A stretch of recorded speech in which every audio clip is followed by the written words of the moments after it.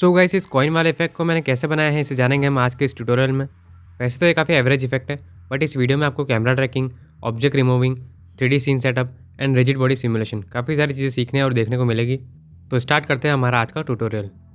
तो सबसे पहले अपने ब्लेंडर को ओपन कर लेते हैं एंड यहाँ पर अपनी क्लिप को ले आते हैं। तो हमें इसको PNG सीक्वेंस में कन्वर्ट करना है, तो हमें ब्लेंडर में ही कन्वर्ट करेंगे। तो यहाँ पर इसे ड्रैग एंड ड्रॉप कर देते हैं। इन वीडियो 4K में इसलिए थोड़ा सा टाइम लग रहा है। तो यहाँ पर ऑडियो हमें नहीं चाहिए, उसे हटा देते हैं एंड वीडियो का रेजोल्यूशन चेंज कर देते हैं, जो कि हॉरिजॉन्टल है उसे वर्टिकल कर देते हैं। एंड यहाँ पर वीडियो की FPS रेट आ चुकी है ऑटोमेटिकली 30 FPS एंड वीडियो की लास्ट फ्रेम हमारे कुछ 288 फ्रेम है, तो वो यहाँ पर लिख लेते हैं। एंड वीडियो में चाहिए PNG सीक्वेंस में, आप इसे JPEG में भी ले सकते हो। एंड फाइल लोकेशन अपने हिसाब से सेट कर लेना आप। एंड ये आपने इस पर चेक कर लेना ये स्टैंडर्ड हो, AJAX नहीं, वैसे तो डिफ़ॉल्ट स्टैंडर्ड आता है। एंड यहाँ पर इसे 90 डिग्री रोटेट कर लेते हैं। तो बस इसे रेंडर एनिमेशन कर लेते हैं। एंड अब यहाँ पर एक न्यू VFX टैब ओपन कर लेते हैं, जहाँ पे हम कैमरा ट्रैकिंग करेंगे। तो हम यहाँ पर अपने PNG सीक्वेंस को ले आते हैं। एंड PNG सीक्वेंस का यूज़ करने का फ़ायदा ये काफ़ी अच्छे से ट्रैक होती है नॉर्मल मूवी क्लिप के कंपैरिजन में। तो यहाँ पर हमारे इसके कलर्स काफ़ी फेड है, तो इसे स्टैंडर्ड कर दो यहाँ पर भी। एंड सेट सीन फ्रेम पे क्लिक कर दो, तो आपकी फ्रेम रेट यहाँ पर आ जाएगी ऑटोमेटिक। प्रीफेच पे क्लिक कर दो, आपका प्लेबैक एकदम स्मूथ हो जाएगा। एंड यहाँ पर नॉर्मलाइज पे टिक कर दो एंड यहाँ पर प्रीवियस फ्रेम कर दो एंड यहाँ पर 0.9 कर दो। एंड यहाँ पर हमारे इसमें कैमरा ट्रैकिंग करनी है, तो मैं इसे लोकेशन रोटेशन स्केल कर रहा हूँ, क्योंकि हमारा काफ़ी कैमरा मूवमेंट है इसमें। एंड अब डिटेक्ट फीचर पे क्लिक कर देते हैं। यहाँ पर ऑटोमेटिक ट्रैकर आ चुका है। एंड मैंने जो ट्रैकर्स टेबल के ऊपर चिपकाए थे वो यहाँ पर ऑटोमेटिकली इसने डिटेक्ट कर लिया। तो अब यहाँ पर आप इनकी ट्रैकर्स की वैल्यू थोड़ी बढ़ा सकते हैं, जिससे आपके ज़्यादा कम डिस्टेंस में ज़्यादा ट्रैकर्स आए। तो जैसा मैं कर रहा हूँ वैसे आप भी नंबर डाल सकते हो। एंड इसे ट्रैक फॉरवर्ड कर दो, तब भी ट्रैक हो रहा है।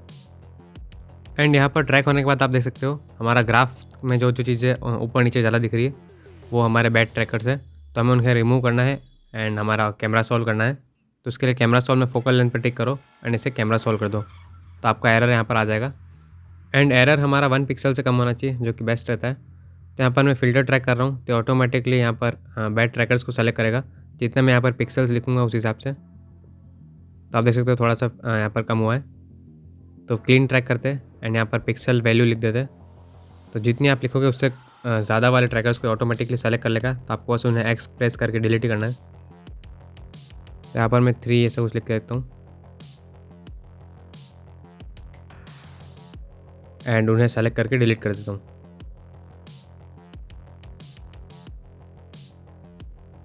अब एक बार कैमरा सॉल्व करते हैं, तो आप देख सकते हो हमारा एरर काफ़ी कम हो गया है। तो अब हम इसे सेट एस बैकग्राउंड कर देते हैं and setup tracking scene. And अब हम यहाँ पर हमारा प्लेन सेट करना है, फ्लोर। तो यहाँ पर कोई एक ट्रैकर सेलेक्ट करो, उसे सेट ओरिजिन कर दो, तो हमारा ओरिजिन बन जाएगा। और कोई 3 ट्रैकर्स को सेलेक्ट करना, तो वो हमारा फ्लोर बनेगा। और 2 ट्रैकर सेलेक्ट करोगे और सेट स्केल करोगे, तो हमारे उसकी स्केल की वैल्यू को उसका अंदाज़ा लगेगा कि इन 2 ट्रैकर के बीच में कितना डिस्टेंस है। तो मैं इसे सेट स्केल कर देता हूँ। एंड यहाँ से भी आप इसकी वैल्यूज़ कम ज़्यादा कर सकते हो, तो जितना आपको छोटा चाहिए ज़्यादा चाहिए आप रख सकते हो अपने हिसाब से। एंड इसका ओरिएंटेशन भी यहाँ पे आप चेंज कर सकते हो, किसी एक ट्रैकर को सेलेक्ट करके X एक्सिस और Y एक्सिस। एंड वैसे हम लेआउट टैब में भी इसे मैन्युअली सेट कर सकते हैं, बट आप यहाँ पर चाहो तो भी कर सकते हो, एज़ यू विश। तो अब आ जाते हैं लेआउट टैब में एंड इसे वहाँ पर सही से सेट कर लेंगे। तो यहाँ पर हमारे क्लिप की ओपेसिटी काफ़ी कम है, पहले वो भी हमें बढ़ानी है, तो हम वो इसे बढ़ा लेते हैं बैकग्राउंड इमेजेस में। एंड यहाँ पर हमारे वर्ल्ड ओरिजिन को हम 3D कर्सर कर देते हैं, तो हमारा 3D कर्सर के हिसाब से उसका ओरिजिन सेट हो जाएगा। तो अब आप कैमरा को आपको रोटेट करना है, तो आपका फ्लोर ऑटोमेटिकली सही से सेट होने लग जाएगा। तब अपने हिसाब से कैमरा को Z एक्सिस में रोटेट करो एंड इसे अपने जो भी आप टेबल या जिस भी जगह पर शूट करा है उसी हिसाब से सेट कर दो। एंड अब एक बार प्ले करके देखेंगे हम।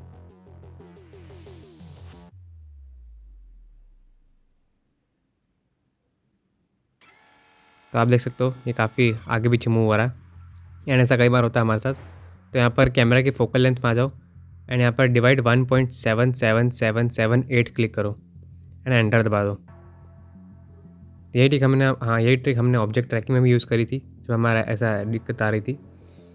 तो ये ट्रिक हमारे कई बार फोकल लेंथ सही से सेट ना होने की वजह से होती है। एंड अब अगर आप इसको एक बार कहीं भी ट्रैकर के आसपास सेट करो, जो हमने चिपकाया है, ताकि आपको एक अंदाज़ा मिले कि हमारा फ्लोर शेक कर रहा है या नहीं कर रहा।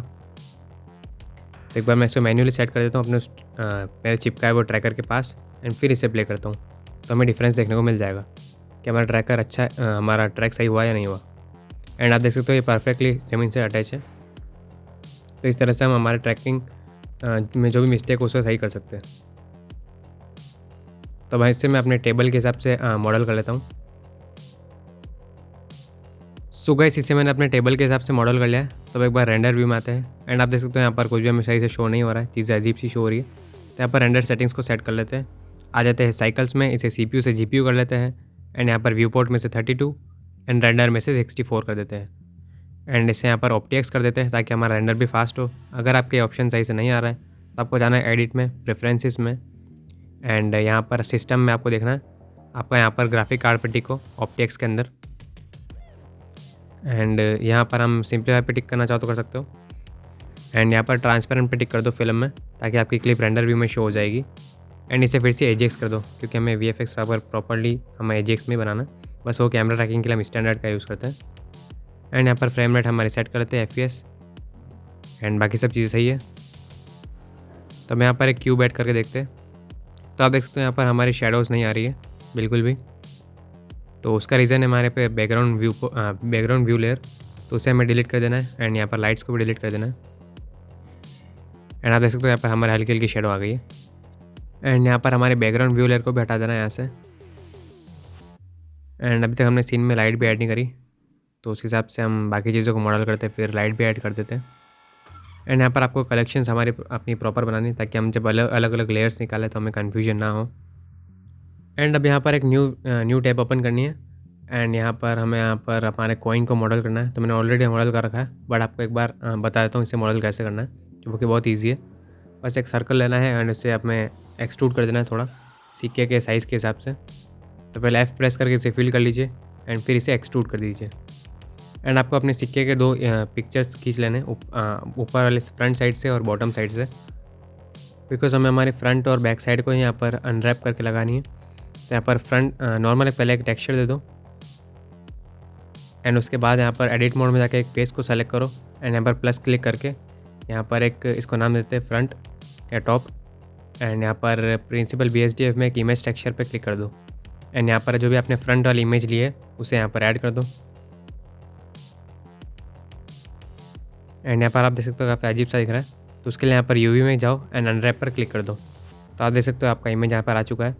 तो अब एक UV एडिटिंग लेआउट टैब में आ जाओ, एंड यहाँ पर आपको इसे मैन्युअली सेट करना है अपने मॉडल के ऑब्जेक्ट के हिसाब से। तो मैं यहाँ पर ऑल सेलेक्ट करके इसे सेट कर देता हूँ। तो आपको इसे एकदम सेंटर में सेट करना है। तो आपको अंदाज़ा लग गया होगा इसे कैसे मॉडल करते हैं। एंड सेम तरीके का टेक्सचर आपको पीछे की साइड भी देना है। एंड आप देख सकते हो ये काफ़ी थोड़ा डिफरेंट दिख रहा है मेरे वाले मॉडल से। उसके लिए आपको यहाँ पर इसकी रफनेस कम करनी है एंड मेटेलिक को फुल कर देना है, क्योंकि कॉइन एक मेटल वाली चीज़ है, तो थोड़ा शाइनी और मेटल वाली फील आनी चाहिए। तो यहाँ पर हम इसमें मेटल बढ़ा देते हैं। आप अपने हिसाब से रख सकते हो, जैसा भी आपको ठीक लगे। एंड सेम एस आपको पीछे की और भी टेक्सचर दे देना है, एंड इसे यहाँ से कॉपी करके हमें अपनी वाली फाइल में ले आना है जब हम इसका यूज़ करना स्टार्ट करेंगे तब। सो गाइस यहाँ पर हमारे फ्लोर के अंदर टेबल वाले फ्लोर के अंदर हम एक बार शेडो कैचर ऑफ कर देते हैं, एंड इसके कुछ डुप्लीकेट करते हैं, जिससे हम हमारा डेस्कटॉप और PC को मॉडल कर सकें।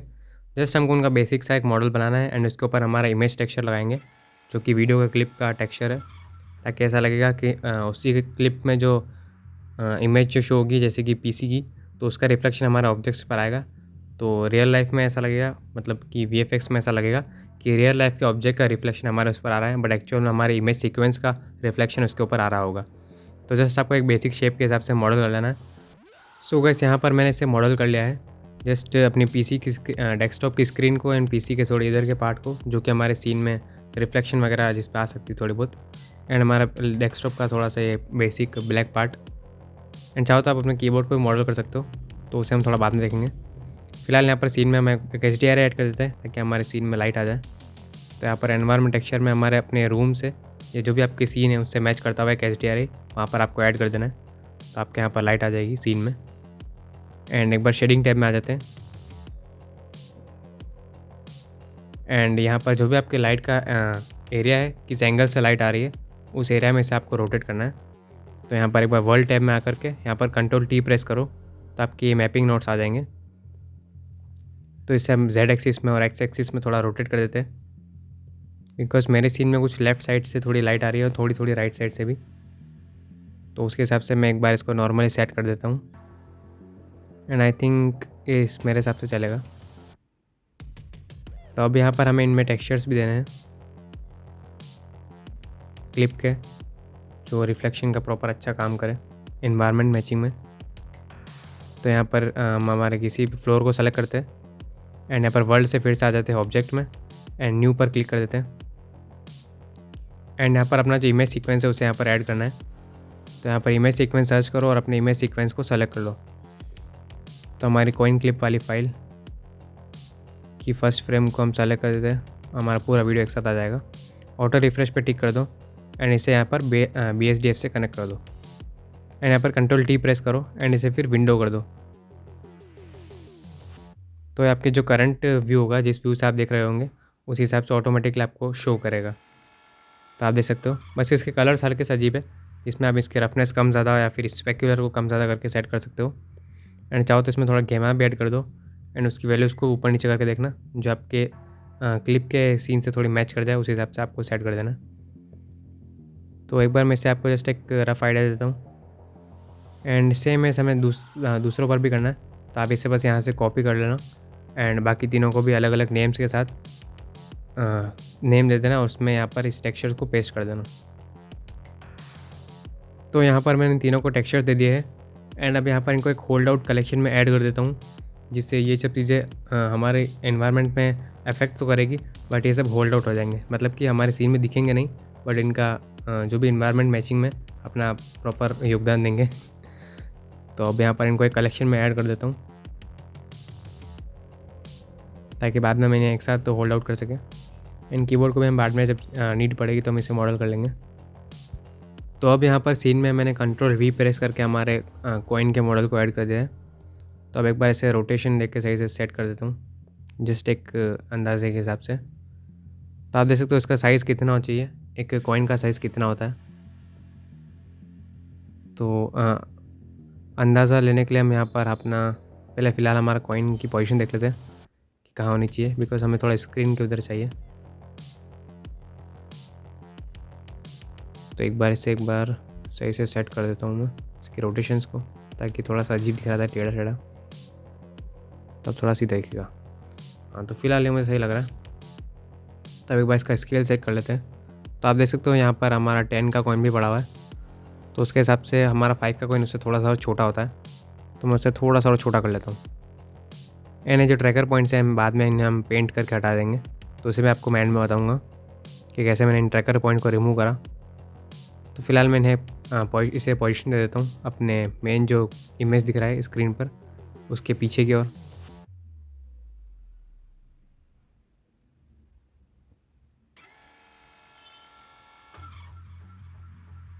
एंड हाँ, ये जस्ट स्क्रीन के पास आ चुका है। तो अब इसे प्रॉपरली राइट साइड ले जाता हूँ थोड़ा, और थोड़ा सा जेड में। आई थिंक ये ठीक है इसका सेंटर। एंड हम चाहे तो इसके अंदर क्लोथ सिमुलेशन भी ऐड कर सकते हैं हम स्क्रीन के अंदर, जिससे ऐसा लगेगा कि क्लोथ को फाड़ कर हमारे कॉइन्स बाहर आ रहे हैं। बट फिलहाल के लिए ज़्यादा थोड़ा कॉम्प्लेक्स हो जाएगा, तो इसे हम थोड़ा सिंपल ही रहने देते हैं।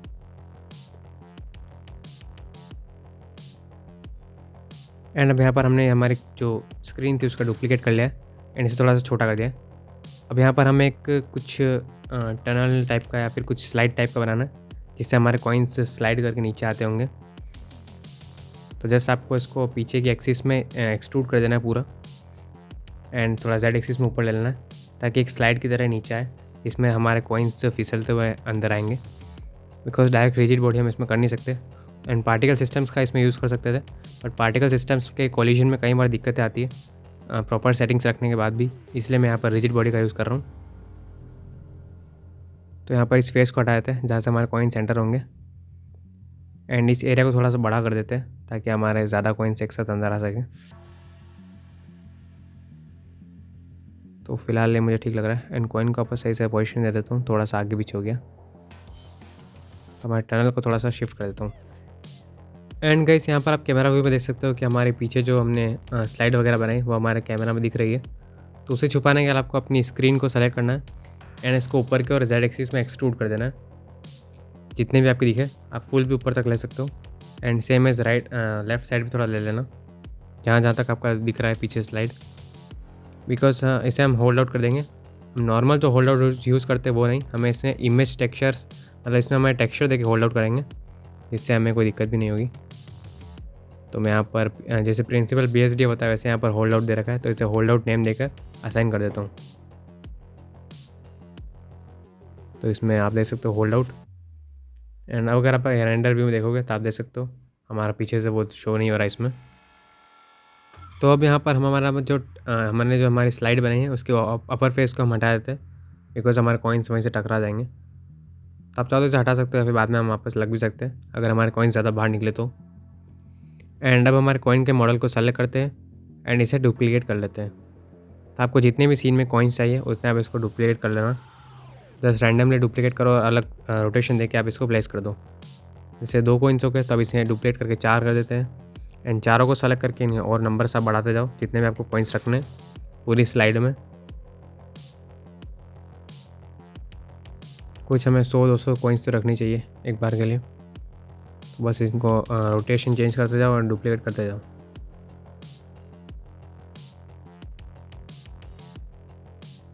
एंड हम इनमें एक में रिजिड बॉडी की प्रॉपर्टी सेट करेंगे और उसी को सभी कॉइन्स में एक साथ कॉपी पेस्ट कर देंगे, ताकि हमें बार बार हर एक में वो करने की ज़रूरत नहीं पड़ेगी। तो मैं यहाँ पर थोड़े बहुत कॉइन सेट करके आपको शो करता हूँ।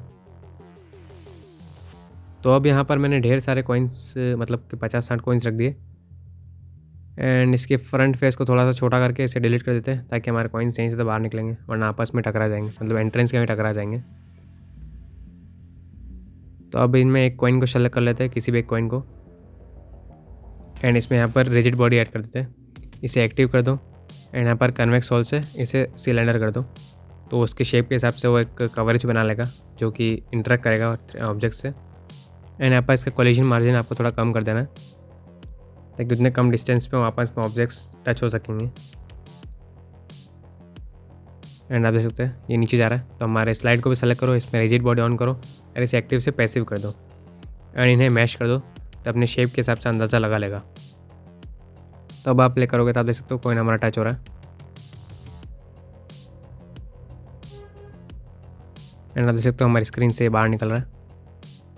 एंड अब यहाँ पर हम एक हमारे सारे कॉइन्स को सेलेक्ट कर लेते हैं एंड हमारा जो मेन वाला कॉइन था उसे लास्ट में सेलेक्ट करना है एंड यहाँ पर ऑब्जेक्ट में जाना है, रिजिड बॉडी, एंड यहाँ पर कॉपी फ्रॉम एक्टिव कर दो। तो आपकी उस मेन जो कॉइन था उसकी सेटिंग सारी उसमें भी पेस्ट हो जाएगी। तो अब यहाँ पर हमारा उसको अल टच करके वापस आवा देते हैं एंड इससे थोड़ा सा हम सेट करते हैं। हमारे कुछ कॉइन ज़्यादा ही बाहर निकल गए तो वो एकदम उड़ रहे। एंड गाइस मुझे लगता है हमें टनल थोड़ी बाद में और लंबी करनी पड़ सकती है, बिकॉज कॉइन थोड़े कम मुझे नज़र आ रहे हैं टनल के सॉरी स्लाइड को। एंड अब एक बार प्ले करके देखते हैं। तो हमारे कॉइन्स यहाँ पर आ रहे हैं एंड डायरेक्टली ज़मीन में जा रहे हैं,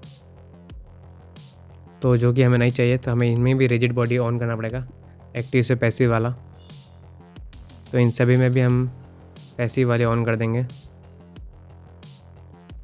एंड ऑल्सो शेडो कैचर भी इनमें ऑन रखेंगे।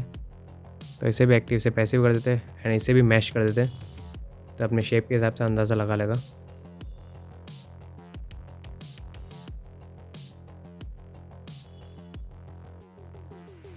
तो फिलहाल के लिए ठीक है। एंड अब अगर आप प्ले करोगे तो ये आपस में इंटरेक्ट करेंगे, तो आप देख सकते हो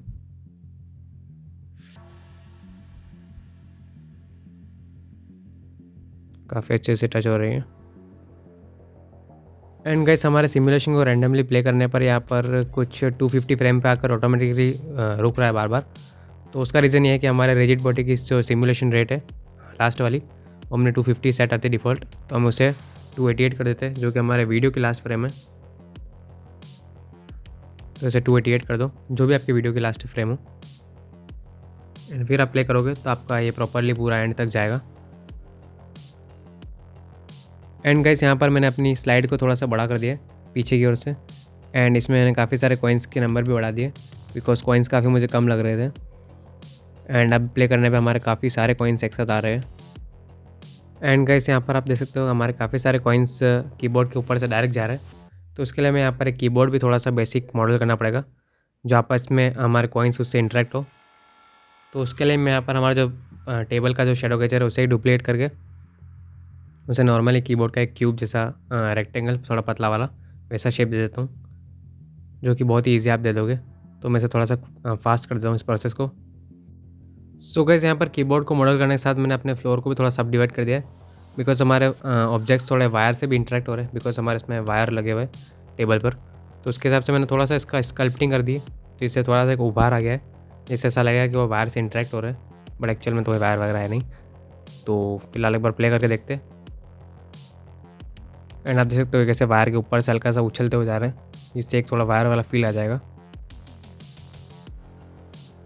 तो फिलहाल के लिए मुझे ठीक लग रहा है। एंड हमें इसे रेंडर भी करना है अलग अलग लेयर्स में, शेडो लेयर अलग और मेन लेयर अलग। तो यहाँ पर एक लेयर बनाते हैं मेन, जिसमें हमारे बाकी सब चीज़ें होल्ड आउट है वो होल्ड आउट हो जाएगी एंड मेन हमारे कॉइन्स शो होंगे। तो यहाँ पर हमारा जो होल्ड आउट पार्ट है उसे होल्ड आउट कर दो। जो बैकग्राउंड में सारी चीज़ें हमने मॉडल करी वो, एंड हमारा शेडो गेचर, दोनों का हमें होल्ड आउट कर देना है। तो फिलहाल हमने जो चीज़ें मॉडल करी उसकी शेडो हमें नहीं चाहिए, जो हमारे सिर्फ कॉइन्स की शेडो चाहिए। तो बाकी में हम शेडो गेचर ऑन नहीं करेंगे, उन्हें बस नॉर्मली यहाँ पर हम होल्ड आउट कर देंगे, एंड ऑल्सो हमारे ग्राउंड को भी। तो आप देख सकते हो यहाँ पर शेडो हो चुकी है, सिर्फ हमारे कॉइन्स ही नज़र आ रहे हैं प्रॉपर्ली। एंड इसकी एक और कॉपी बनानी है, जिसमें हमें हमारे कॉइन्स को एंड जो हमारा होल्ड आउट है उसे होल्ड आउट करना ही है। तो हमारे कॉइन्स हट जाएंगे एंड होल्ड आउट भी हट जाएगा, सिर्फ हमारी इनकी शेडोज़ कैप्चर होगी। तो ये हो जाएगी हमारी शेडो लेयर। तो आप यहाँ पर देख सकते हो, मैं इसे होल्ड आउट कर देता हूँ, तो यहाँ पर सिर्फ इनकी शेडोज़ ही नज़र आ रही है, ताकि हम इनमें मैन्युअली अलग से थोड़े चेंजेस भी कर सकें, हमें ज़्यादा डार्क चाहिए या फिर लाइट चाहिए। एंड कंपोजिटिंग टैब में बाकी सब कचरा चीज़ें डिफ़ॉल्ट आती है उन्हें हटा देते हैं। एंड यहाँ पर एक फाइल आउटपुट नोड और एक रेंडर लेयर बनाए थे। एंड रेंडर लेयर का आपको डुप्लीकेट कर लेना है, जिसमें हमारा एक मेन लेयर हो जाएगी, एक शेडो लेयर हो जाएगी, ताकि हमें दोनों लेयर्स को अलग अलग रेंडर नहीं करना पड़ेगा, हम एक साथ ही रेंडर कर लेंगे दोनों लेयर्स को। एंड यहाँ पर इनकी लोकेशन के लिए एक नॉर्मल फोल्डर बनाता हूँ मैं यहाँ पर कॉइन रेंडर नेम से। थोड़ा सा इसका नेम गलत हो गया, कॉइन रेंडर। एंड इसे सेट कर देते हैं, एंड इसे हमें इमेज सीक्वेंस में निकालना है। एंड हमें इसमें किस नेम से चाहिए, तो एक हमारी हो जाएगी इमेज और दूसरा हो जाएगा शेडो। वो हो गई हमारे लेयर्स और वो हो गए हमारे आउटपुट्स जिस नेम से आएंगे। तो इमेज मेन को इमेज से कनेक्ट कर दो और शेडो को शेडो से। एंड यहाँ पर हम याद रखना हमें इसे RGBA करना है, क्योंकि हमें ट्रांसपेरेंट में चाहिए। एंड बाकी सब चीज़ें हमारी सेट ही है। तो एक बार एंड हमारा जो डिफ़ॉल्ट रेंडर वाला होता है वो हमारा करंटली कोई काम का नहीं है। तो अब एक बार ऐसा रेंडर कर लेते हैं। एंड अब हमने जो ट्रैकर पॉइंट चिपकाए थे उन्हें हमें यहाँ पर हटाना है। तो उसके लिए हम डाविंची में अपनी क्लिप को ऐड कर देंगे, हमारे इमेज सीक्वेंस को। एंड यहाँ पर रेजोल्यूशन देख लेना हमारा वर्टिकली हो। एंड यहाँ पर आ जाते हैं एक न्यू फ्यूजन क्लिप करके फ्यूजन टैब में। एंड यहाँ पर हमें एक पेंट नोड ऐड करना है, तो आप सर्च भी कर सकते हो। एंड यहाँ पर नंबर 4 पे दे रखा है पेंट ब्रश वाला, तो पेंट ऐड कर देना। एंड नंबर 4 वाला स्ट्रोक वाला ब्रश लो। एंड यहाँ पर क्लोन टूल्स को भी ऑन कर देना हम। एंड यहाँ पर ब्रश का साइज़ थोड़ा सा छोटा बड़ा कर सकते हो अपने हिसाब से। तो यहाँ पर जो भी एरिया हमें पेंट करना है उसके पास में जो उससे मैच करता हुआ एरिया, वहाँ पर अल्ट प्रेस करके क्लिक करो एंड पेंट करना स्टार्ट कर दो। तो वहाँ की चीज़ को कॉपी करके यहाँ पर पेंट करना शुरू कर देगा। एंड एरो वाला सेलेक्ट करो। एंड यहाँ पर आप देख सकते हो हमारा जो पाथ है वो यहाँ पर आ चुका है, तो उसे ग्रुप कर दो। एंड यहाँ पर सेंटर पर राइट क्लिक करो, मॉडिफाई विथ में ट्रैकर पोजीशन कर दो। तो यहाँ पर मॉडिफायर्स में हमारा ट्रैकर आ चुका है। तो अब यहाँ पर हमारे क्लिप को मीडिया जो है हमारी क्लिप उसे यहाँ पर खींच के ड्रैग एंड ड्रॉप कर देना है। एंड यहाँ पर इसे आप बेस्ट मैच कर देना ताकि प्रॉपर ट्रैक करे। एंड इसे ट्रैक फॉरवर्ड पे क्लिक कर दो, तो अभी ट्रैक होना शुरू हो गया। तो जो भी हमने पेंट किया है वो हमारे ट्रैक करने का फ़ायदा ये कि वो पेंट हमारे पूरे एंड तक चलेगा वीडियो को ये मूवमेंट के हिसाब से। अगर आप नॉर्मल पेंट करके आप प्ले कर दोगे तो वो पेंट सिर्फ फर्स्ट फ्रेम तक रहेगा और बाकी सारे फ्रेम में आगे पीछे उड़ता रहेगा।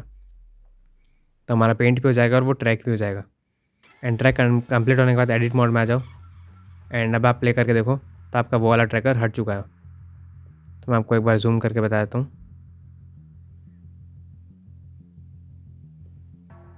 तो आप देख सकते हो यहाँ पर हमारा जो ट्रैकर था वो एकदम गायब हो चुका है, बिल्कुल नज़र नहीं आ रहा है।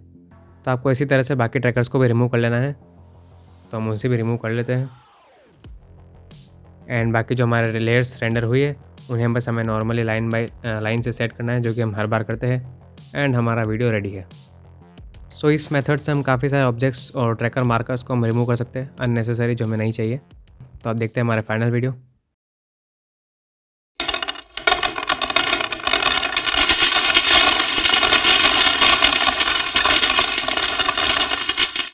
So for more videos, do subscribe.